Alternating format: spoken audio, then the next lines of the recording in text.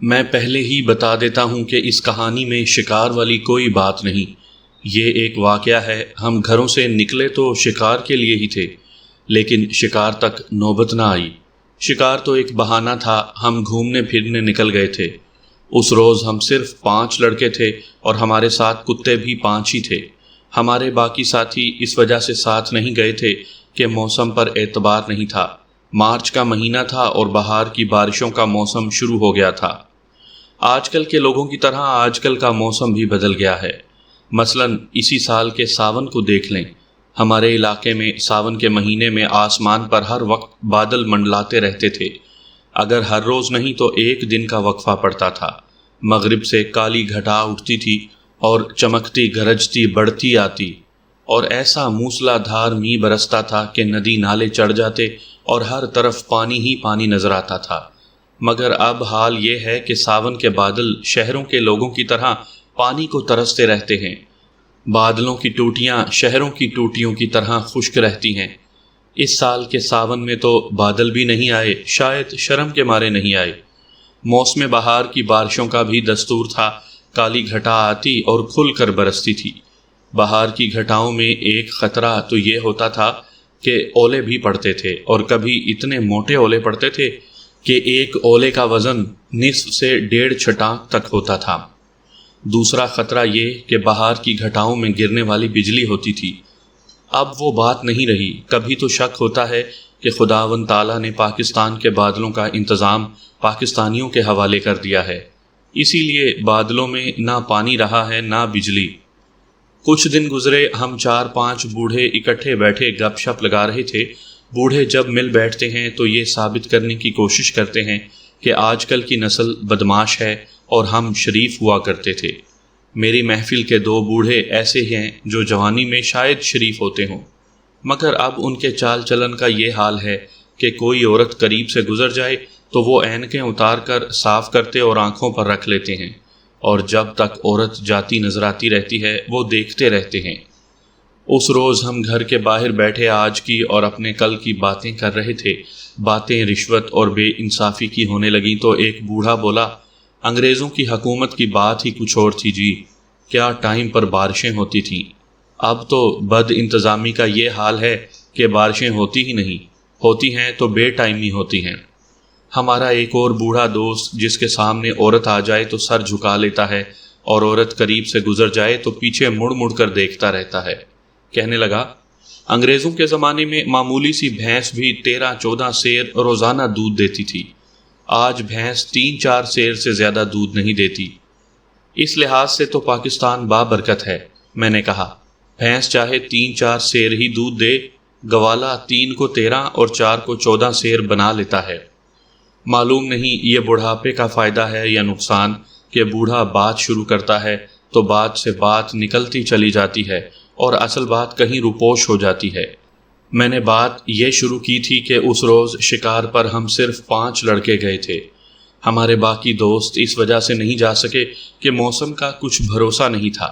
موسم بہار کی بارش اچانک آ جاتی تھی اور بہت تیز برستی تھی، اور اس کے ساتھ اولے بھی پڑتے اور بجلی گرنے کا خطرہ بھی ہوتا تھا۔ ہم پہلے 3 بار اس موسم میں خراب ہو چکے تھے۔ ہم دراصل شکار کے موڈ سے نہیں نکلے تھے۔ موسم بہت اچھا تھا اور فراغت بھی تھی۔ ہمارا علاقہ بارانی ہے۔ بارشیں وقت پر ہو جانے کی وجہ سے گندم کی فصل نہایت اچھی اٹھی تھی۔ اس کی خوشی الگ تھی، اس لیے ہم پر سیر سپاٹے کا اور ہنسنے کھیلنے کا موڈ طاری تھا۔ ہم جب شکار کے لیے جایا کرتے تھے تو صبح ابھی تاریک ہوتی تھی تو ہم نکل جایا کرتے تھے۔ اس صبح اچانک لہو گرم کرنے کا موڈ بن گیا تو ہم کتوں کے ساتھ اس وقت گھروں سے نکلے جب سورج افق سے اٹھ رہا تھا۔ ہم میں سے 3 لڑکوں کی ماؤں کے موڈ کالعدم سیاسی پارٹیوں کے لیڈروں جیسے تھے۔ ان میں میری ماں خاص طور پر قابل ذکر تھی۔ ہم 5 اکٹھے نکلنے کے بجائے اکیلے اکیلے گلیوں میں گم ہو گئے اور مختلف راستوں سے گاؤں سے نکل گئے، جس طرح دشمن کے علاقے میں پھنسے ہوئے گوریلے چھپ چھپ کر نکلا کرتے ہیں۔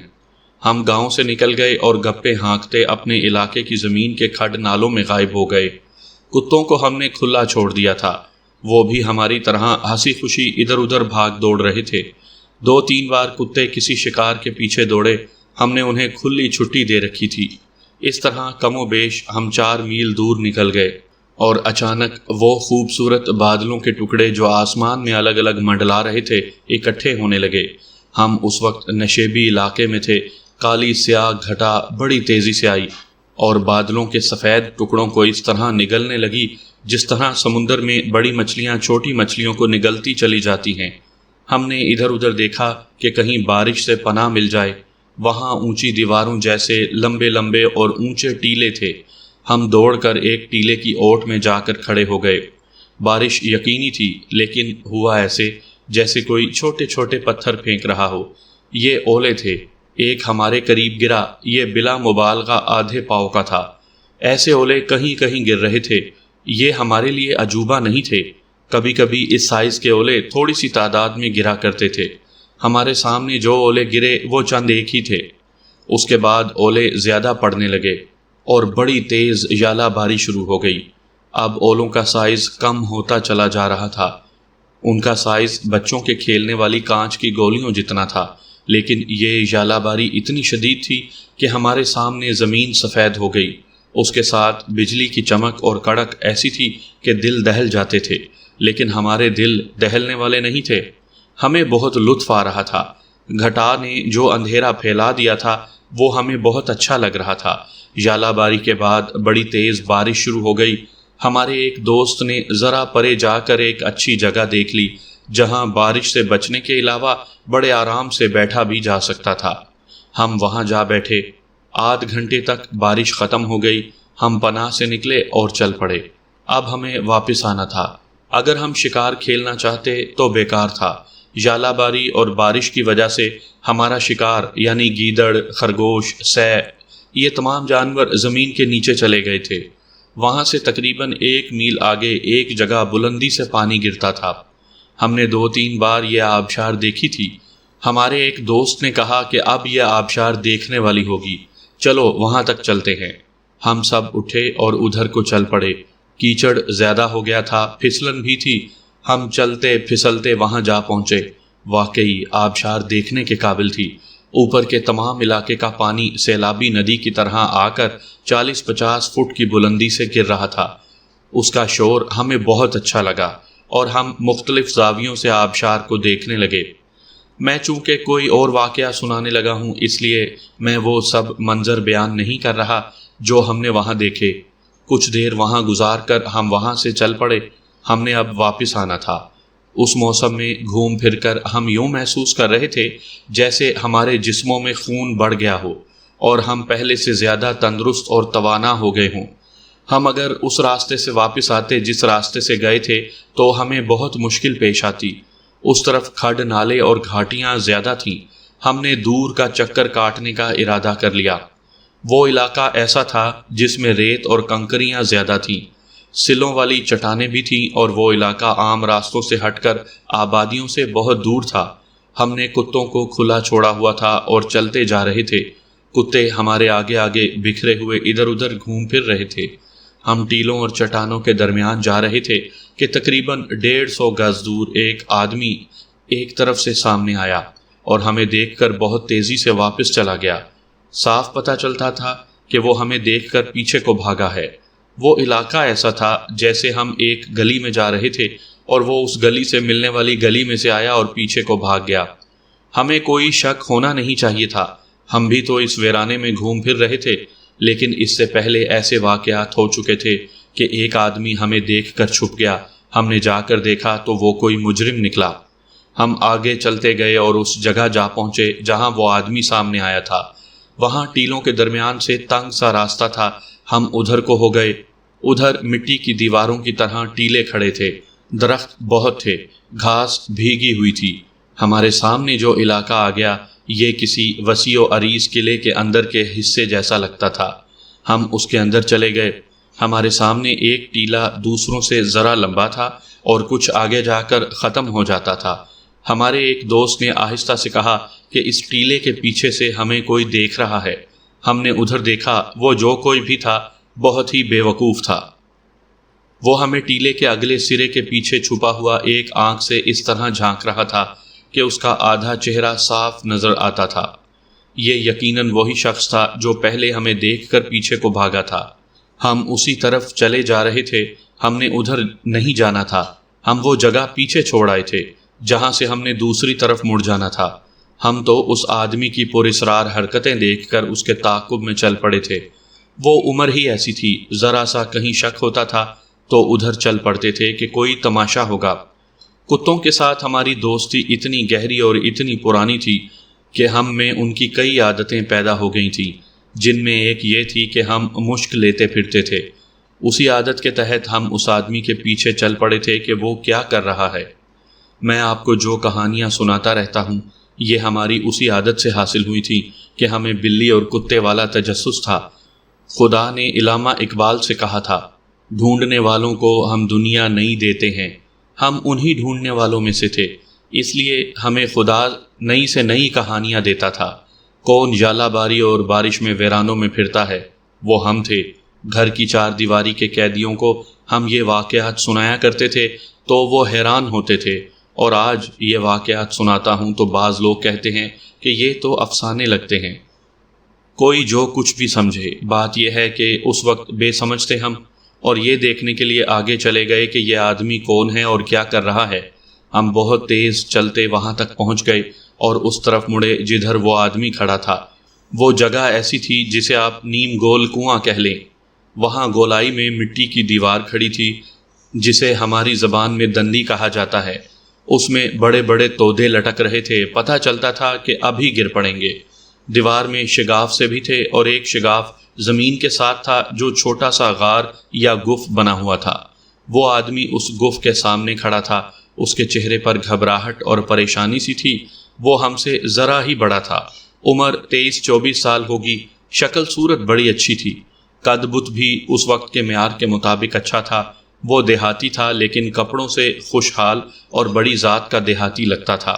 وہ ہمیں چپ چاپ کھڑا دیکھ رہا تھا۔ ہم پولیس کے آدمی تو نہیں تھے کہ اس سے باز پرس کرتے کہ وہ یہاں کیا کر رہا ہے۔ ہم بھی اسے خاموشی سے دیکھتے رہے۔ میرے عزیز دوست شہباز خان نے سب سے پہلے دیکھا اور ہمیں آہستہ سے بتایا کہ اس کے پیچھے گف میں کوئی آدمی لیٹا ہوا ہے۔ میں نے اس آدمی کے پیچھے دیکھا تو مجھے 2 پاؤں اور گھٹنوں تک ٹانگیں نظر آئیں۔ مجھے شک ہوا یہ عورت کی ٹانگیں ہیں۔ وہ عورت تھی یا مرد زندہ نہیں ہو سکتا تھا۔ یہ شک بھی ہوا کہ یہ آدمی اور اندر چھپی ہوئی عورت یہاں حدود آرڈیننس کی خلاف ورزی کرنے آئے ہوں گے۔ اس وقت انگریز کا قانون چلتا تھا، اس قسم کی نازیبا حرکات اس وقت بھی جرم تھا۔ وہ کون ہے؟ شہباز خان نے اس آدمی سے پوچھا۔ تم کیا کرو گے پوچھ کر؟ اس نے عام سے لہجے میں کہا، جاؤ اپنا کام کرو۔ نہیں جاتے، میں نے جاہل دیہاتیوں کی طرح کہا، ہم یہیں کھڑے رہیں گے۔ لاش ہے؟ ہمارے ایک دوست نے پوچھا۔ اس نے سر ہلا کر بتایا کہ لاش نہیں۔ ہمارے کتے اس کے قریب چلے گئے۔ وہ شخص بولی سے زیادہ ڈرا اور پرے ہٹ گیا۔ انہیں ایک طرف کرو یار، اس نے کہا۔ تم کہاں سے آ گئے ہو؟ ہم ٹلنے والے نہیں تھے۔ اس کے ساتھ کچھ اور مکالموں کا تبادلہ ہوا۔ آخر اس نے لمبا سانس لیا اور ہم سے ہمارے گاؤں کا نام پوچھا۔ ہم نے بتا دیا۔ تم سب خاندانی معلوم ہوتے ہو، اس نے کہا۔ مجھے امید ہے کہ تم میری مدد کرو گے۔ کیوں نہیں کریں گے؟ میرے دوست افضل نے کہا۔ تم بات تو کرو۔ اس نے اپنے گاؤں کا نام بتایا۔ وہ تحصیل چکوال کا ایک گاؤں تھا جس کا ہمارے گاؤں سے فاصلہ 15-20 میل کے درمیان تھا۔ گاؤں کی ایک لڑکی اس کے پیچھے گھر سے نکل آئی تھی۔ طے کیے ہوئے پروگرام کے مطابق وہ صبح سویرے گھر سے نکل آیا تھا۔ لڑکی کھیتوں میں جانے کے بہانے گھر سے نکلی اور اس آدمی کے پیچھے پیچھے آ گئی۔ وہاں سے کھڈ نالوں اور ٹیلوں گھاٹیوں کا علاقہ شروع ہو جاتا تھا۔ اونٹ اور ہاتھی بھی غائب ہو جاتے تھے۔ وہ دونوں عام راستوں سے دور دور ٹیلوں وغیرہ کی اوٹ میں چھپتے چھپاتے چلتے آئے، اور جب یہاں پہنچے تو اولے پڑنے لگے۔ اس نے پہلے اولوں کا سائز وہی بتایا جو میں نے آپ کو بتایا ہے۔ ہمیں تو قریب ہی پناہ مل گئی تھی اور بڑی جلدی اس پناہ میں چلے گئے تھے، لیکن ان دونوں کے قریب کوئی جگہ سر چھپانے کے لیے نہیں تھی، قریب کوئی درخت بھی نہیں تھا۔ اس آدمی کے سر پر پگڑی تھی، پگڑی پر ایک اولا لگا جس کی ضرب سے سر بچ گیا۔ لڑکی کے سر پر ململ کا دوپٹہ تھا، اس کے سر پر 1-2 وزنی اولے لگے۔ غور کریں، ایک تو اولے وزنی تھے اور اوپر سے وہ آسمان سے آئے تھے۔ رفتار کا اندازہ آپ کر سکتے ہیں۔ لڑکی گر پڑی۔ اس کے فوراً بعد ژالہ باری تیز ہو گئی۔ اولوں کا سائز چھوٹا تو ہو گیا تھا، لیکن اتنا چھوٹا نہیں کہ انسان اپنے سر پر ان کی ضربیں سہ سکتا۔ اس جوان نے اس لڑکی کو اٹھا لیا اور اس جگہ تک آ گیا۔ لڑکی بے ہوش تھی، اولے ختم ہوئے، بہت وقت گزر چکا تھا، مگر لڑکی ابھی تک بے ہوش پڑی تھی۔ ہم نے باری باری لڑکی کو دیکھا، وہ گف میں لیٹی ہوئی نہیں، بیٹھی ہوئی تھی۔ وہاں لیٹنے کی جگہ ہی نہیں تھی۔ لڑکی کی پوزیشن یہ تھی کہ اس کی پیٹھ گف کے دیوار کے ساتھ لگی ہوئی تھی اور ٹانگیں آگے کو لمبی کی ہوئی تھیں۔ لڑکی کا سر ایک طرف کو ڈھلکا ہوا تھا۔ میں نے لڑکی کے ماتھے پر گول ابھار دیکھا تھا، خون نہیں نکلا تھا۔ خون سر پر نظر نہیں آتا تھا۔ خون نہ نکلے تو چوٹ کا درد شدید ہوتا ہے۔ لڑکی خاصی خوبصورت تھی، وہ زندہ تھی۔ میں نے پگڑی بارش میں بھگو کر اس کے منہ میں قطرہ قطرہ پانی ٹپکایا۔ اس خوبرو جوان نے کہا، لیکن یہ تو ہوش میں آتی ہی نہیں۔ تم اسے لے جا کہاں رہے تھے؟ میں نے پوچھا۔ کیا تم ہمیشہ کے لیے گاؤں سے جا رہے ہو؟ ایک بڑے گہرے دوست کے گھر لے جا رہا ہوں، اس نے جواب دیا۔ وہ میرے انتظار میں ہوگا۔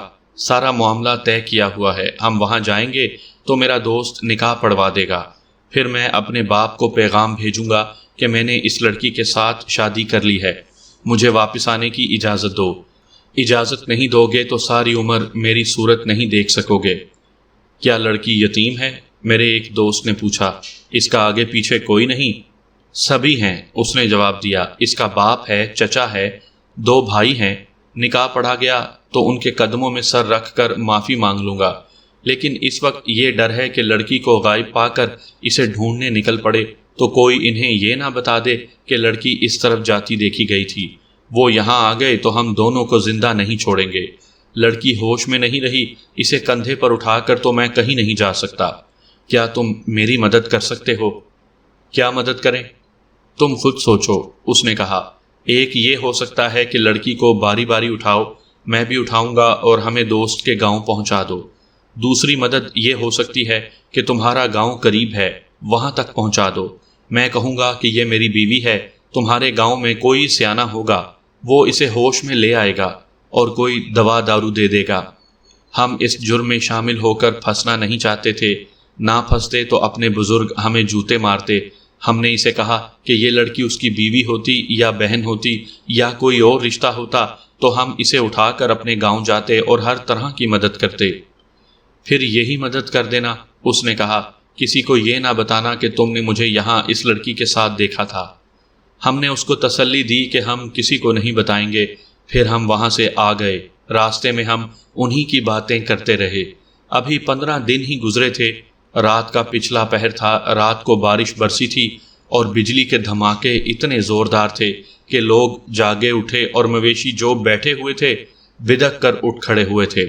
میری بھی آنکھ کھل گئی تھی۔ میرے والد صاحب نے کہا تھا کہ کہیں بجلی قریب ہی گری ہے۔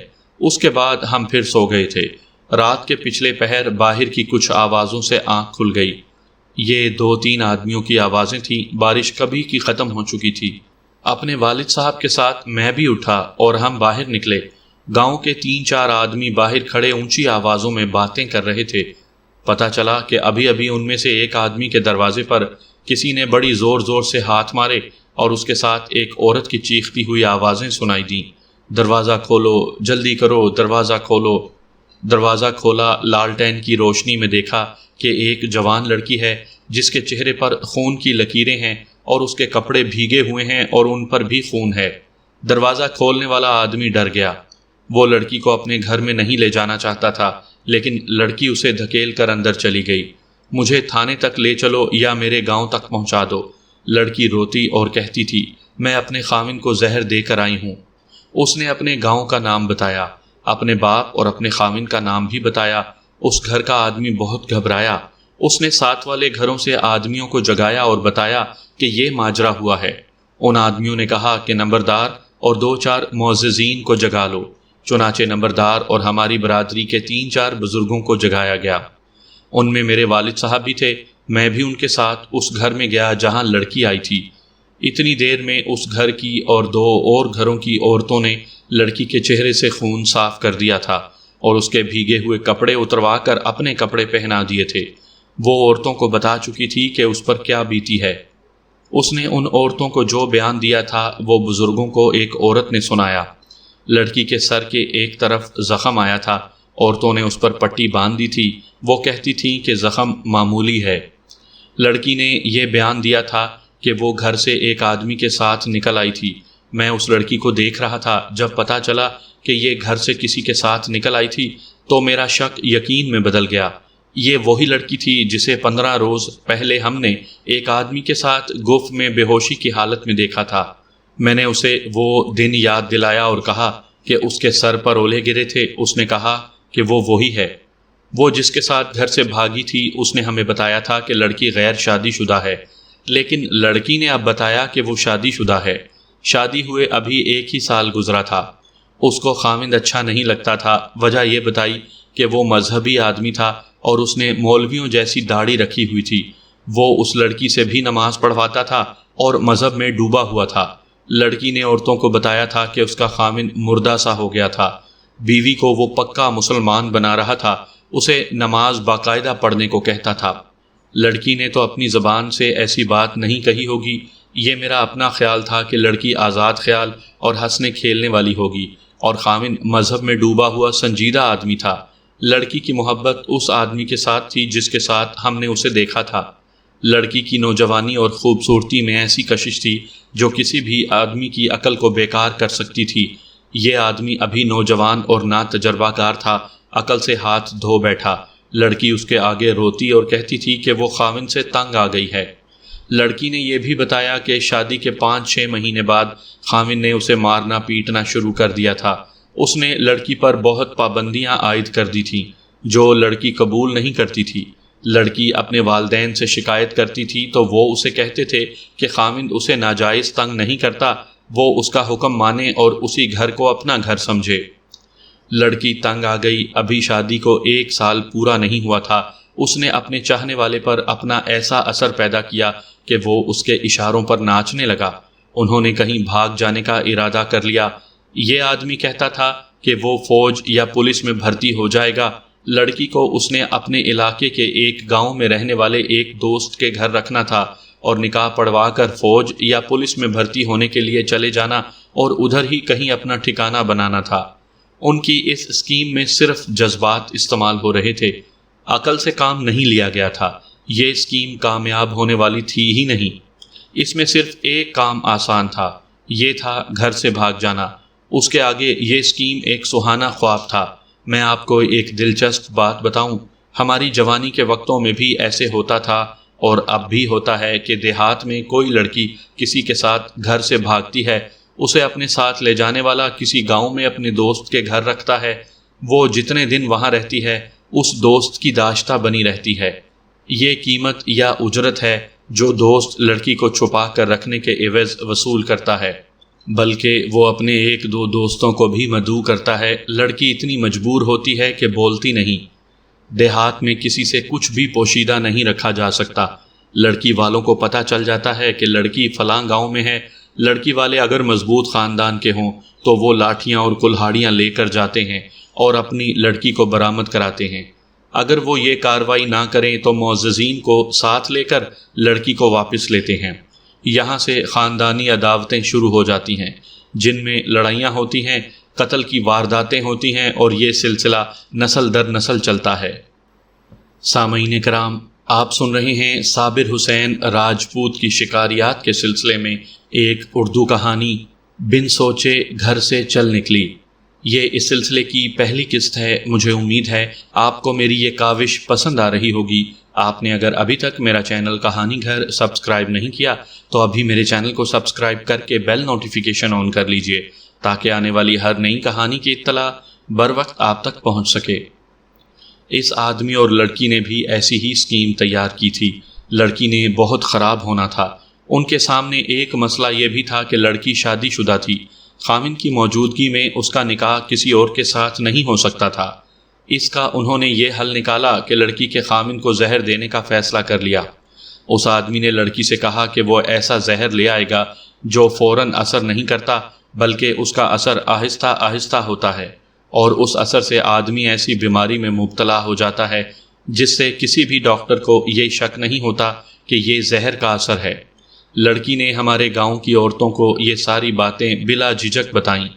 اللہ کی طرف سے اس پر ایسی مصیبت ٹوٹی تھی کہ اس کے سینے میں سے تمام راز اپنے آپ باہر آ رہے تھے۔ اس نے بتایا کہ اس آدمی نے اسے زہر لا دیا جو لڑکی نے رات کو دودھ میں ملا کر اور اس میں چینی زیادہ ڈال کر خاوند کو پلا دیا۔ دوسری صبح وہ گھر سے اس آدمی کے پیچھے نکل گئی۔ خدا کی بے آواز لاٹھی فوراً حرکت میں آ گئی۔ وہ زیادہ دور نہیں گئے تھے کہ آسمان سے گرے ہوئے اولوں نے لڑکی کو گرا دیا۔ یہ میں آپ کو پہلے سنا چکا ہوں کہ لڑکی کس طرح بے ہوش ہوئی تھی۔ ہم ان دونوں کو وہیں چھوڑ کر آ گئے تھے۔ اس کے بعد اس لڑکی پر جو بھی تھی وہ اس نے اس طرح سنائی کہ لڑکی کو بہت دیر بعد ہوش آئی۔ اس کا سر ابھی تک چکرا رہا تھا اور سر میں بڑا سخت درد تھا۔ لڑکی گھبرا کر اٹھی اور اس جگہ سے باہر نکلی۔ وہ جس کی خاطر گھر سے نکلی تھی وہ وہاں سے غائب تھا۔ لڑکی نے اسے نام لے لے کر پکارا مگر اس ویرانے میں اسے کوئی جواب نہ ملا۔ میں سمجھ گیا کہ لڑکی ہوش میں نہیں آ رہی تھی اور وہ آدمی محبت پر لکیر پھیر کر بھاگ گیا۔ جذبات کالعدم ہو گئے اور عقل کام کرنے لگی۔ اس نے ہمیں کہا تھا کہ وہ یہاں پکڑا گیا تو لڑکی والے اسے قتل کر دیں گے۔ اسے شک ہوا ہوگا کہ لڑکی زندہ نہیں رہے گی۔ لڑکی اس ویرانے میں ماری ماری پھرنے لگی۔ اس نے عورتوں کو بتایا کہ وہ اپنے گاؤں جانے سے ڈرتی تھی۔ عصر کا وقت ہو گیا تھا اور وہ صبح سے غائب تھی۔ وہ گھر جاتی تو سورج غروب ہو چکا ہوتا۔ خاوند جو مذہب کا شیدائی اور مذہبی پابندیوں کا قائل تھا لڑکی کو اپنے گھر میں داخل نہ ہونے دیتا اور لڑکی کا باپ اس کی الگ پٹائی کرتا۔ لڑکی کے سر کو پہلے ہی سخت چوٹیں آئی تھیں جو اسے تکلیف دے رہی تھیں۔ اس کے ساتھ یہ خوف کہ وہ اکیلی گھر نہیں جا سکتی اور گئی تو اس کے ساتھ بہت برا سلوک ہوگا۔ وہ کہتی تھی کہ اسے یہ امید نہیں تھی کہ جس نے اس کی محبت کی خاطر اپنی جان کو بھی خطرے میں ڈال دیا تھا وہ اسے اکیلا چھوڑ کر بھاگ جائے گا۔ وہ اسے ڈھونڈنے لگی اور بار بار اسے پکارتی تھی۔ وہ ادھر بھاگتے دوڑتے ایسی جگہ پہنچ گئی جہاں قریب سے راستہ گزرتا تھا۔ اچانک دو آدمی آ گئے۔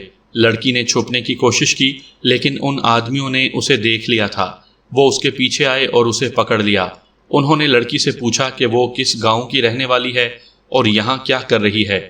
لڑکی نے رونا شروع کر دیا۔